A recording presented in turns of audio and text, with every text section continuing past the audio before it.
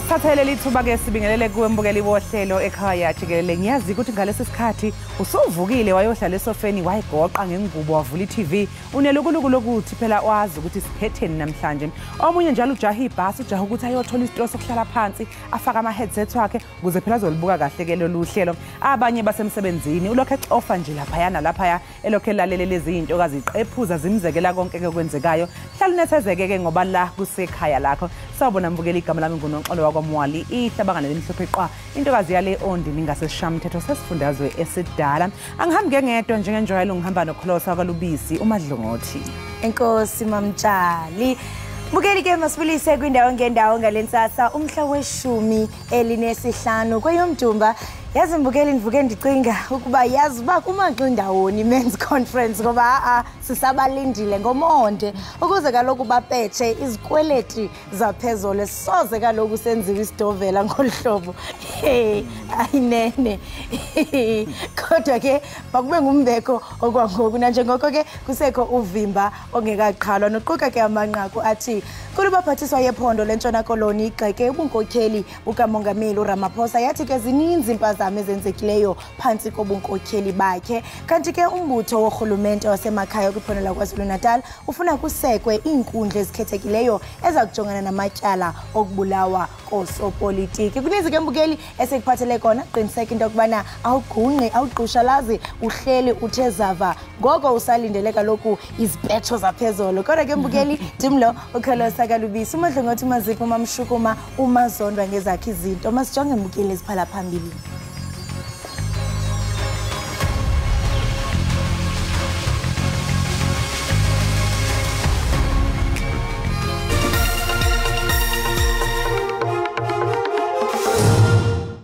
Asimangali amaqembu anjengo-DA uma ehlasela iNSFAS ngoba yazi ukuthi yenye yezinto ezibaluleke kakhulu ezenziwe yi-ANC lezi. UNdunankulu wasifundazweni iWestern Cape ubuhlabe wabhlikiza ubuholi bukaMengameli uRamaphosa wathi maningi amaphutha enzekile ngaphansi kobuholi bakhe. Ubephendula ke ngenkulumo eyethulwa nguMengameli eyibhekise ezweni. Amakhwenkwe ali-12 asemnqaleni kwiphondo laseMpuma Koloni ashiyeke enxunguphele emva kokuhlaselwa nokubethwa ngamadoda amabini. They are here.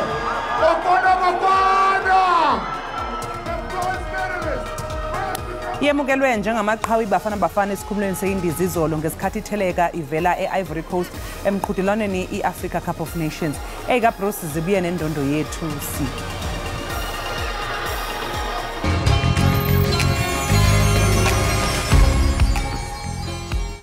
UNdunankulu wase-Western Cape Ellen Vende uthi kuningi okungamaphutha okwenziwe uhulumeni ngaphansi kwesandla sobuholi bukaMengameli uCyril Ramaphosa. Amalungu eqembu elibusayo ePhalamende athi kuningi okuhle okufanele ukuthi kushawele ihlombe. I-ACDP kanye ne-DA bakhwele badilika kuMengameli ngalokho abachaze njengokwehluleka kahulumeni we-ANC ezintweni ezingamaphuzu okuphatha kwezwe kanjalo nakulezo ezithinta udaba lwempi yakwa-Israel nePalestina. That's why I believe that this government and the international community can end the war in Gaza within 3 weeks to a month if they want to. They will have to do the following if they are serious about ending the war. Firstly, they should prevail on Hamas to release all remaining hostages hidden in their tunnels. A party called the ANC, who cannot keep the lights on, a party who cannot keep trains running, a party who cannot keep Transnet underpinning the economy, costing us R1 billion a day. This is a party of absolute failure. Ngakolunye uhlangothi amalungu e-ANC ePhalamende wona avikele ukusebenza kahulumeni achaza nangalokho osekwenziwe uhulumeni weqembu elibusayo eminyakeni engama-30 edlule. And one of our most notable milestones is that ngo-2010 sidlulisele iNSFAS kubafundi basema-TVET ibikade ingekho phambi kwalokho. Okunye sifuna ukusho ukuthi asimangali amaqembu anjengo-DA uma ehlasela iNSFAS ngoba yazi ukuthi enye yezinto ezibaluleke kakhulu ezenziwe yi-ANC lezi. Umengameli wezwe uCyril Ramaphosa uzophendula ngalokho obeqophiswana ngakho kunkulumo mpikiswano ebihlaziya ngesimo senkulumo yakhe yesizwe ayethule ngesonto ledlule. Komgqibelo iqela eliphikisayo iDemocratic Alliance lizawusinga kwizindlu zombuso ePitoli liyokunikezela ngoxwebhu lwezithembiso zolunyulo nanjengoko lujongwe kunyulo likazwelonke nolwamaphondo olulindelwe ngabomvu. iDemocratic Alliance izobhekisa amabombo ezindlini zombuso ePitoli ngenjongo yokwethula umqulu wezithembiso zokhetho. Ukhetho lwalonyaka luthathwa njengolumqoka kakhulu emlandweni wezinketho kusukela ngo-1994. For the first time, the ANC will lose its majority in many provinces in the country. And for the first time, the DA has a pathway to now enter provincial and national government beyond the borders of the Western Cape. Iqembu iDA liphokophele ekugudluzeni iANC ezintambeni zombuso kanti futhi nomlayezo walo ucace bha. The union building is the seat of the presidency and the executive, and I think the reason the DA has chosen that is to prepare citizens and to boost their campaign that indeed we're having a rally where we're actually going to be doing our job as the next government. iDA inethemba lokuthi ukubambisana kwayo kanye namanye amaqembu kuzothela izithelo. This group of 11 parties have put in many long hours of work to forge the relationships that we need to form a new government. Leli qembu lizibophezele ekusebenzeni njengesikhondla se-multi-party charter nokuyisivumelwano sangaphambi ngokhetho samaqembu aphikisayo okuhloswe ngaso ukuketula iANC emandleni. Inhlangano yohulumeni basekhaya KwaZulu-Natal ifuna kusungulwe izinkantolo ezikhethekile ukuze zibhekane namacala okubulawa kosombusazwe. ISALGA ithi igameko zakamuva zokubulawa kosombusazwe esifundazweni zikhombisa ukuthi kufanele kungenelelwe ngokusheshsha angaphezulu kwama-20 amakhansela asebulewe kusukela ngomandulo wonyaka u-2022. Ezinsukwini ezisithupha ezidlule kuhlaselwe kwabulawa ikhansela le-IFP uNdukwenhle Duma lakumasipala wakwaNongoma. Ngesikhathi kwenzeka lesigameko kuphinde kwadubuleka nezingane eyodwa yashona kwathi ezimbili zathola ukulimala. Lokhu sekudale ukwesaba ke ngoba elakileli lizilungiselela ukhetho lukazwelonke. Yize kukhona sebebushiwe kwezinye izigameko zokubulawa kosopolitiki kepha eziningi azikakaphuthulwa. Kulezi kukhona ke necala lokubulawa kwaloyo owayengunobhala wophiko lwentsha ye-ANC uSindiso Magaqa. We are on support of a special court that will expedite cases which are related to the political killings, and we believe that that are all actually recommendations that can help to see the mitigation to these prevailing killings. Untuli uthi omasipala kumele baqikelele ukuthi amakhansela avikeleka uma ngaba amaphoyisa esenza umbiko wokuhlonza ukuthi ngabe ikhansela likufanele na ukuhlinzekwa ngezokuphepha.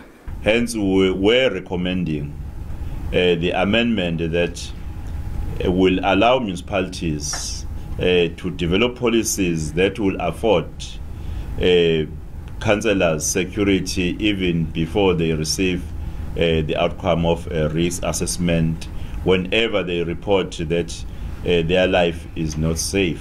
Uhulumeni namaqembu ezombusazwe banxuswe ukuba baqinisekise ukuthi izincomo zombiko wekhomishana kaMwerane ziyagcinwa. Le khomishana yabe iphenya izigameko zokubulawa kosopolitiki. Phakathi kwezinye izincomo yaphakamisa ukuthi kube nemikhankaso yokufundisa ngepolitiki. ISALGA ithi yaseseka isiphakamiso sokuthi ke labo abafuna ukuba amakhansela babe neziqu esithile zezemfundo. NginguSimphiwe Makhanya wezindaba ze-SABC iseThekwini. Ibhunga laseThekwini lisikhabile isiphakamiso seDemocratic Alliance okuchitha ibhunga ukuze kubanjwe unyulo olutsha. ANC exhasa ngamaqela amancinane ifumane 128 evoti logama iDA ifumane 75. Asibonga kakhulu sisemkhandlwini wedolobha leTheku lapho bekade kuvezwe khona imotion iqembu le-Democratic Alliance izama ukuthi iyenze ukuthi umkhandlu udissolve ngoba bekhala kakhulu ngezinto ezenzeka kulomkhandlu kanti sokhuluma nosomlomo walo masipala ozositshena kabanzi ngale motion. Kodwa ke thina njengehhovisi likasomlomo lokho ngikusho ukuthi kulomkhandlu wethu kunentando yeningi ngoba wonke amakhansela nenhlangano zepolitiki zivumelekile ukuthi zilethe noma iziphi izethulo emkhandlwini. Kodwa futhi okwesibili lokho kuqinisekisa ukuthi umkhandlu wethu eminye imikhandlu eSouth Africa enozinzo. Ngakho ke okwesithathu kuyakhombisa futhi ukuthi sivuyelekile ngoba akuyona emotion yokuqala ukufika le. Akhona kafika phambilini ukuthi kususwe noma kukhishwe umhlolisho bomeya nawe sawavumela kwavota achithwa. Kodwa ke futhi sikholwa ukuthi njengehhovisi likasomlomo umsebenzi wethu kule council siwenza kahle. Asekho isidingo sokuthi umkhandlu uhlakazwe. Bengumsomlomo waseThekwini esixoxela ngabanzi ngodaba lokuthi bajabule kakhulu bengumasipala ukuthi bakwazile ukuthi bathola amavoti amaningi ukuvikela ukuthi kuhlakazwe umasipala waseThekwini. Asibisele izitambo ngakuwe studio. Abafana abayi12 basengqelene Eastern Cape basale bekhungathekile emva kokuthi behlaselwe bashaywa amadoda amabili. Laba bafana bebebhukuda ngesikhathi behlaselwa yilaba basolwa abalusayo kuleya ndawo. Sithanda ke ukwexwayisa ababukela abanenhliziyo eyisheshe zizwele ngalombiko olandelayo. Uhambo lwalamakhwenkwana ukuyaquba emlanjeni njengesiqhelo emva kosuku olude tshiswa lilanga esikolweni luye lwajika lwayincindi yekhala. Azibhaqe engamaxhobo okubethwa ngabolusa ababini. Amanxeba amatsho okubethwa ngentonga nezabhokhwe asabonakala emizimbeni. Kuye kwafuneka laliswe esibhedlele ngenxa yobuzaza bomonzakalo. Abazali bawo basothukile. Kwafika abesuthu ababini bababuza inkunzi yenkomo abayazi bona lenkomo bathi mabangene emanzini. Baya babethe ngokuba bafake emanzini. Then babakhuphe bambuza umntana ba iminyaka yakho mingaphi othe uyi12 iminyaka yakhe ulaliswa phansi ubethwa imivimbo eyi12 yemvubu aphezimpundu. Babelimele bebethwe ezimpundu nasezifubeni nasezingcabeni ngemvubu. Esisenzo sibacaphukisile abahlali bafuna umthetho udlale indima yawo. Siyazikhathaza kakhulu msasazi ngoba abantwana bethu sibakhulisa ngebhola thina. Siyazikhathaza kakhulu xa ngaba abantwana bethu bekhathazwa ngabantu abahlukumezayo. Kuvulwe ityala lokubetha kwisikhululo samapolisa sasengqeleni. Akukabanjwa mntu kwangoku kwaye uphando luyaqhuba. Kwindaba ze-SABC ndingufundiswa Mhlekude e-Extension 4 engqeleni. Kwaze kwabhlungu umbukelo oqhubeka phakwe lasengqeleni siyathemba into yokubana ubulungiswa buzawuthi benzeke. Kanti xa sihlabela mgama abafundi be-Cape Peninsula University of Technology eBellville eKapa bathi kuye kwanyanzeleka ukuba balale ngaphandle kwamasango esikolo nanjengoko bengenandawo yokuhlala. Iningi labafundi lithi lisitholile isikhala zokufunda kulonyaka kepha indawo yokuhlala ayibonwa. We don't have residents, we sleep in the streets. Yesterday they kicked us out at student center, they removed shelter for us. So now we are sleeping here. This thing has been going for like 2 days now. They closed the gates the whole night, they just open it now. We slept here. Now, as you can see, our beds. We're outside the gates and it's not safe here because now there are many, I would say, thugs that can rob us and take our laptops so that we can't study. And even the food that we eat is fast food because we don't have places to cook. Inyuvesi ithi abafundi abaningi abalala ngaphandle kwamasango alisikhungo eBellville eKapa kudinga baqinisekise babhalisile. CPUT receives hundreds of thousands of applications. That doesn't mean that you are a student. And so what we see at the beginning of every academic year is an influx of applicants hoping to come and clarify their status within the institution as a student. Abafundi isikhungweni saseKapa bathi nabo babhekene nenkinga efanayo. Abafundi kumele baphumele ngamaphesenti angama-60 ukuze bathole indawo yokuhlala. Beluphansi uhwebo lwerandi eyimakethe izolo kusihlwa. Irandi libiza u19.06 edoleni lasemelika libo u23.94 kupondo kanti lingu20.44 ku-euro. Ipula laseBotswana libiza u1.38. iJohannesburg Stock Exchange ivale inkomba yezabelo iphansi. Igolide libiza $1,991 i-ounce, iplatinum libiza $898 i-ounce, uwele ungahluziwe ubiza $83.53 umphongolo. Mbukeli sothi-ke qu ngaseyitolo siyabuya emva komsuzwana.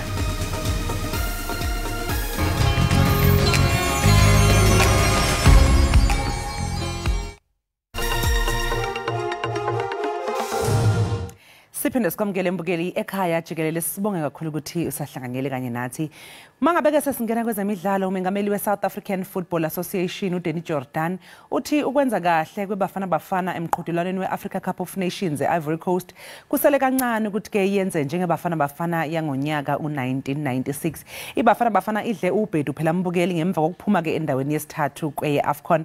Kusenjalo oza kwabo besifazane banyana bangompetha base-Afrika. uJordan-ke uthi izinga nje lomdlalo webhola lalapha eNingizimu Afrika kufanele lenyuke, futhi lokho kungenzeka ngokuyinikela nokusebenza kanzima okwengeziwe kwebafana bafana. Leli qembu lijabulele ukwamukelwa njengamaqhawe ngekathi lifika-ke laphaya esikhumulweni seyindiza i-OR Tambo International. They are here. Bafana! Abalandeli batheleke esikhumulweni sezindiza ngey'tathakusa uzokwamukela iqembu lesizwe. Leli qembu seqala ukudonsa abalandeli futhi ngemuva kokudlala kahle ku-AFCON. Abafethu basebenzile kakhulu futhi, and especially ukuthi after such a long time ukuthi bafike e-AFCON bafikile la kumele bafike khona. Silanje we are proud. Simzansi. We woke up at 2 o'clock. It's unfortunate that they arrived very early, but we had to be here. We are very excited about the boys. It's been a while. So we qualified, we got bronze, and our players did well.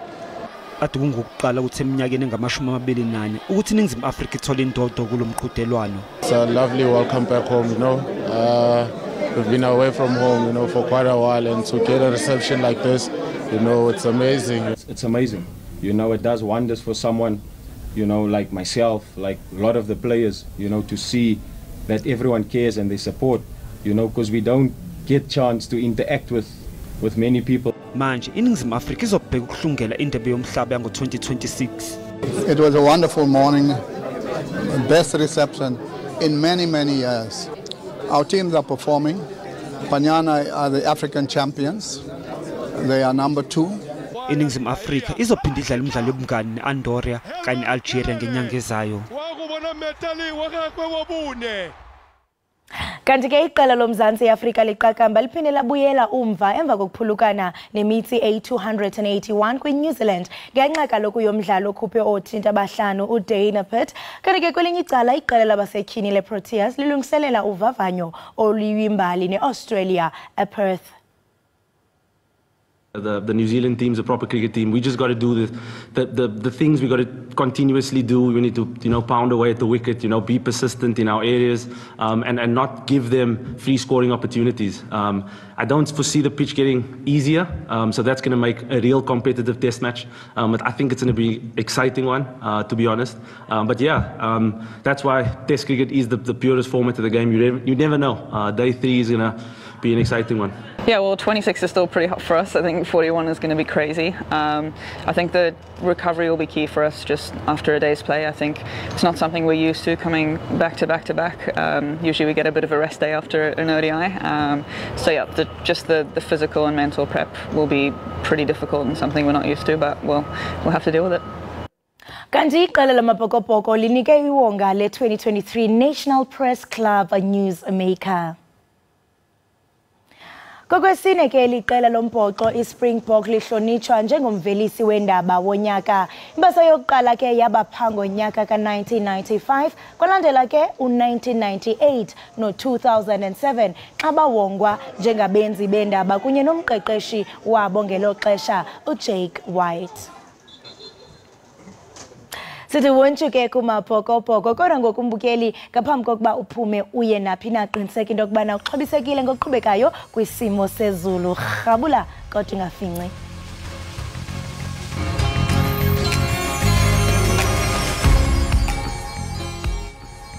Siphinde sikwamukele mbukeli lapha ekhaya Jikelele. Kunomsolwa oshewa ngqonqa ngemva kokuqhakeza esinye seyiphehli zogesi eRoodeport esifundazweni eGauteng. Isidumbu sakhe sitholakale kulona leli sonto singasabonakali nokuthi ngesikabani. Ukutholake kabanzi ngalesi sigameko sixhumana nesinye seyikhulu zogesi eRoodeport uSibusiso Xulu. Xulu asikubingelele sikwamukele ohlelweni Ekhaya Jikelele. Sibonga kakhulu ukuthi uxoxisane nathi namhlanje ekseni. Sanibona ngiyabingelela kubo bonke abalaleli baka SABC. Xulu siyasizwa isigameko sokuthi kunomlisa otholakala engasabonakali nokubonakala oshewa ngqonqa laphayana kwesinye seyiphehli zogesi lapha eRoodeport. Cela nje ukuthi usidwebele isithombe ngokwenzekile kushalo owesilisa nanokuthi nje ke kwenzeke kanjani. Ngokubuka kwami sakazi into eyenzakalile umfowethu lo ubezama ukutshontsha ngaphakathi kuso isiphehli sikagesi lesi. Into eyenzakalile-ke ngicabanga ukuthi iwashi lakho bengaliphethe bekuyi load shedding njengoba sazi sonke ukuthi umhlaba goes under i-load shedding. So into ebeyisimehlakalela kube sekubuya ugesi esabhizi ekhathana namakheyibuli namabhasibhasi. Ngokubuka kwami nezinto ezenzakalile lapha ubengeyedwa and baningi abenabo nendlela engibuka umonakalo ongakhona kusona isiphehli sagesi lesi. Endlela beshe ngakhona khombisa ukuthi ubebambe ugesi mawubuya ubebambe enye yamakheyibuli eyisika ngesaka. Angifisi ukuthatha omunye umuntu ukuthi abuke into eyenzakalile lapha ube limele kakhulu ubengabonakala nokuthi ubani nanokuthi ukanjani isimo ke ebesibhekene naso leso. Sibeke sesizwa ke abomthetho sabiza bonke abantu ngoba utholwe abafowethu ekseni ngabo 7 i-load shedding ibiphele ngabo 2:30. Kusho ukuthi lo muntu ulimale ngabo 2:30 kodwa angiboni ukuthi ubengasinda ngisho ngakuthiwa abehamba nabo bazamile ukumsiza. Xolo yini lo monakalo omngaka okhuluma ngayo mawusho ukuthi cha kuyabonisa lapha ukuthi cha ubengasebenzi yedwa. Ngabe mhlawumbe maningi amakheyibula antshontshiwe noma abesahiwe? Yebo, amakhebuli atshontshiwe abemaningi kakhulu ne-feeder board yethu ibistriphiwe. Kusho ukuthi bebesebenzisa enye yezithuthi ngathi ibhala noma ngathi yini ebebethutha ngayo izinto zaso lesikhungo sagesi. Ukhombisa ukuthi kuzosikhosta imali eningi kakhulu for ukuthi itemporary nje yokuthi abantu bethola ugesi eRoodeport kusikhosta around about 12 million. We are busy trying to restore labo bantu labo ukuze bezokwazi ukuthola ugesi since kwenzakalile sehlakala. Hey Xulu, kujwayele ukuthi lezi igameko zibe ningana yini eindaweni nje ezahlukahlukene. Uyabona umuntu usethuka mengabe ezwa umonakalo odalwa izinto igameko ezifana nalezi ukuthi abantu baseningizimu Afrika ukube bayaqonda ukuthi izinto ezifana nalezi zisibuyisele emuva thina njengezwe ikakhulukazi njengoba sinenkinga yogesi kangaka baphinde bese kubana lokhu kuntshontshwa kwamakheyibula okwenza ukuthi abantu bahlale bengenawo ugesi nani niyisikhungo nizobe ningenazi impendulo zokwazi ukuthi exactly ugesi uyobuya nini ke abantu kenjalo bayaqhubeka baba nokucasuka nokuba frustrated ngezinto ezidalwa ngabanye abantu. Awuqinisile lapho msakazi. Kuningi kakhulu okwenzakalayo ngizozama nje ukuthi ngibuyisele umphakathi wonke ukuthi kwenzakaleni in the last past 6 months. eRoodeport alone imali yama taxpayers esebenzile kube 36.9 million ngenxa ye theft and vandalism. Futhi labantu abatshontshayo imali abasikhoste yona njengomasipala in the last 6 months it's 30 let me just say it's 40 million to round off, not counting what lokade kwenzakala manje. Kusho ukuthi sinenkinga enkulu and sisazoba nenkinga enkulu uma umphakathi ungashintshi ngendlela owenza ngakhona izinto. Njengoba ke ushilo nawe ukuthi ena ngokubuka kwenu bengasebenzi yedwa besebenza nabanye ngabe likhona ke mhlawumbe uphenyo oliqhamukayo ngiyazi ukuthi mhlawumbe alikakaphothulwa esenilwenzile noma enilwenzayo ukuthola mhlawumbe laba abanye bebesebenzisana naye lomlisa. Ngingathi seliqalile uphenyo ngoba makunesigameko esinjengalesi kuyayiqala i-Department of kube yiyona evala isite kuyo yonke indawo ukuze singakwazi ukusebenza until bona beneliseke ukushona kukamufi. So njengoba besinikezile igunya lokuthi sivule isite sikwazi ukusebenza ukuze sizokwazi ukubuyisela ugesi kubahlali, kusho ukuthi uphenyo seliqalile. So ngisho nje ukuthi i-Department of Labour isivumela ukuthi siqale sisebenze la okushone khona umufi. Nanokuthi futhi i-Department of Labour ixoxisene namaphoyisa afikile khona esikhumulweni lapho kuphethwa khona ugesi substation, sabonisana sathi okay if kukanjena sizoqhubeka siye phambili silungisa ugesi, amaphoyisa abesethatha isidumbu. Ngokomthetho ke siyazi ukuthi uma kutholakala isidumbu esinjengalesi funeke thina njengomasipala sivule icala, sesilivulile icala, isidumbu siboshiwe, sesilindele abantu abazoya beyocela uma kungesabo.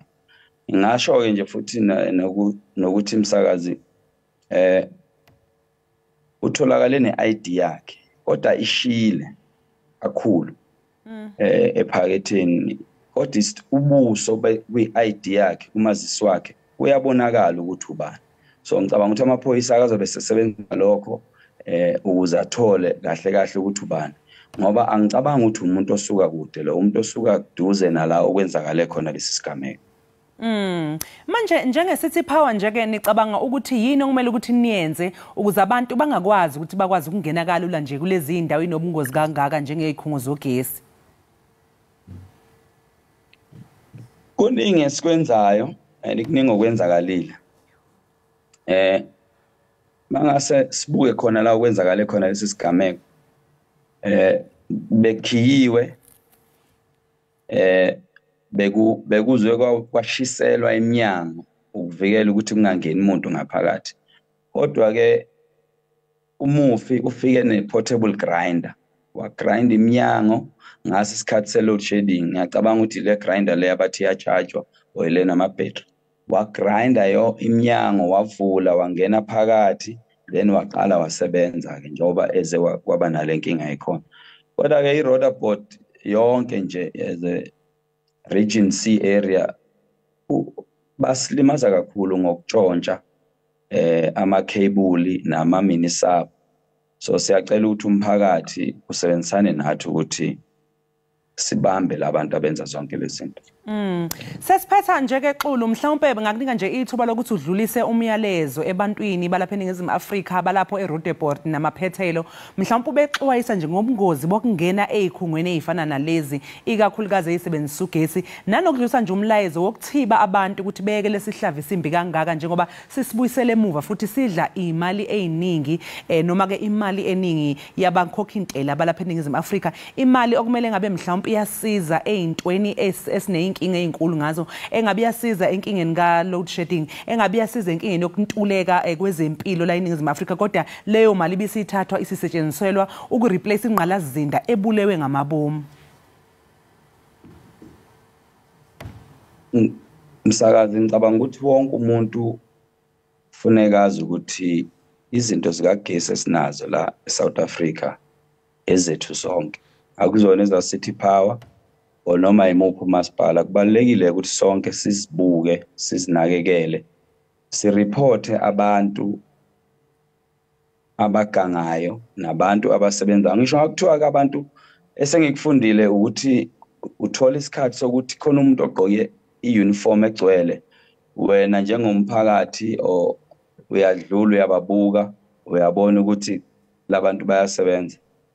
Akulona icala ukubuza nje, uma ubuza ukuthi hawo niyasebenza bafowethu, kuhamba kahle yonke into, ukuze nabo babone uma beganga. Ngoba into esengiyifundile ukuthi baningi abantu abasebenzayo ngeingubo zethu zakwamasipala or ngama-overall akhona.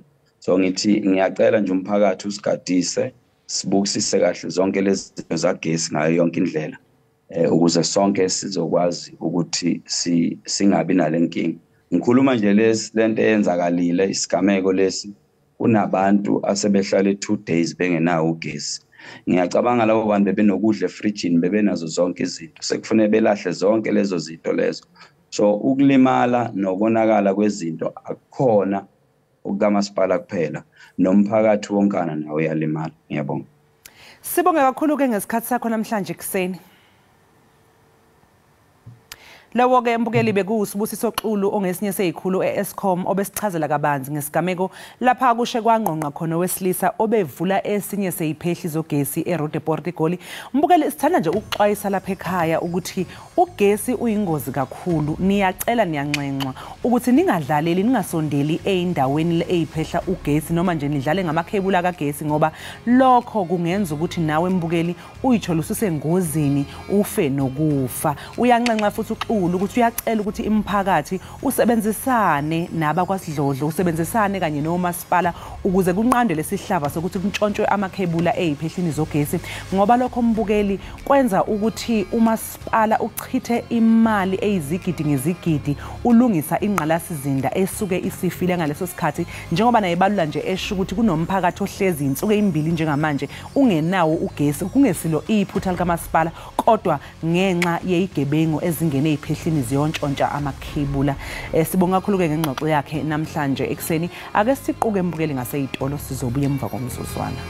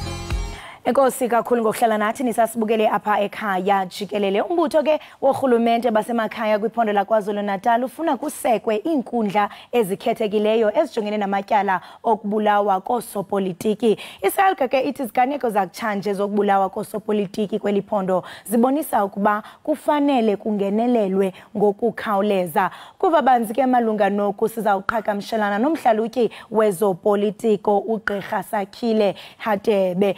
Sakhile masikubulise sikwamkele enkqubeni sibambe ngazibini ngexesha lakho. Ngibingelele isitudio kanjalo nabaphulaphuli emakhaya. Enkosi kakhulu. Zithe gqo lokuxhapha iziganeko zokubulawa kosopolitiki ingakumbi kweliphondo lapha KwaZulu-Natal. Kudala nalapha enkqubeni sibanodliwanondlebe sibuza into yokubana eyona ngxaki kanye imephi. Ndiyafuna uqonda kuwe Gqirha into yokubana yintoni mhlambe urhulumente angayenza ukuze akwazi ukulwa nale ngxaki yokubulawa kosopolitiki.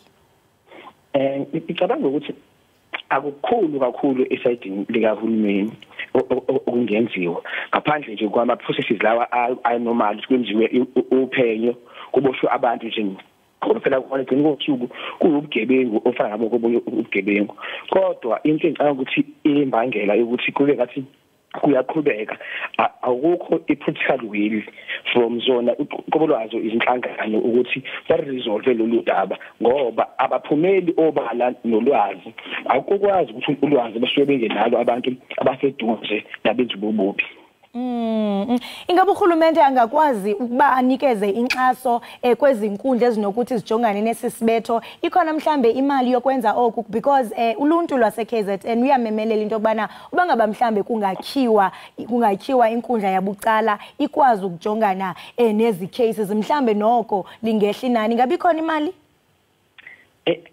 Angiboni ngaphansi kwesimo esibhekene naso manje sezomnotho kulelizwe ukuthi kungakwazi usikwenzeke lokho noma futhi ngothiwa ugcina kwenzekalile kusawumbono wami namanje ukuthi yibo abantu ufuna baphumele phambili mina akufiki la ngikholelwa khona ekuthina abaziwa abantu ukuthi basuke ebangeni nobani ngoba noma ngathiwa bayaboshwa njengamanje abantu njalo umshwazi yasekwa inkantolo uma lento ubengekho ufakazi abantu beyaphumela phambili nazo izinkantolo lezo njengoba skeleton nje angeke zishise umuntu kungabe ngcono kubakhala ngokuthi abantu abaningi bayabadla baboshwe kodwa bahlale iminyaka bengathushiso ngabe ngiyayizwayo isidingo ukuthi bathi akukhona izinkantolo ngibona nje isidingo sazo zingekho futhi angiboni ikhona nje imali yokuthi zesekwe njengamanje lezo zonkantolo. Kuba kulento oyichaphazelayo gqirha senditsho kaloku bundlobongela buphambili khona nje mhlambe abantu ababulawayo imihla nemihla icrime rate iphezulu abantu bayagetyengwa kubiwa izinto into ethi ke mhlambe njengokuba zinyuka ngokunyuka nazo bucala zizaba nazo icourts zabo kodwa ke njengoko wena gqirha unyulo luza kubanjwa kungekudala ucinga ukuba mhlambe amapolisa ethu akulungela ukujongana neziganeko kuba ufumanise kwamanye amaxesha into yokubana nawo amapolisa azaba involved when it comes to planning ezi-killing sentsho yintoni ekumele yenziwe naphakathi kumapolisa ethu uqinisekisa into yokubana nabo ababandakanyeki xa kuzawuthiwa naku kusweleke usopolitiki ufumanisa into yobana ipolisa nalo liyabandakanyeka?